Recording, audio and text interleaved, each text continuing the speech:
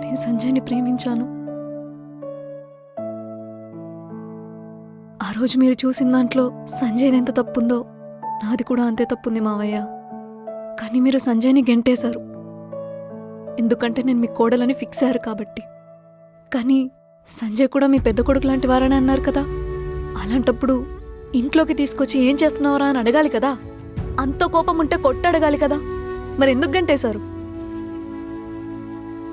సంజయ్ మీద మీకు మాటల్లో ఉన్న ప్రేమ మనసులో లేదా? కానీ సంజయ్ మిమ్మల్ని నాన్నలాగా చూసుకున్నారు. మీ ఫీలింగ్స్కి రెస్పెక్ట్ ఇచ్చాడు. మీ కొడుకుని సొంత తమ్ముళ్ళలో చూసుకున్నాడు. ఆంటీతో అమ్మతో గొడవ పడినట్టే రోజు గొడవ పడేవాడు. సంజయ్ మీలాగా పంతంతో ఏది చేయలేదు మావయ్య. బాగి, నువ్వు ఆగత్తమ్మా. అంకుల్కి తెలియాలి. మీ ప్రాబ్లం ఏంటో తెలుసా అంకుల్? ఈ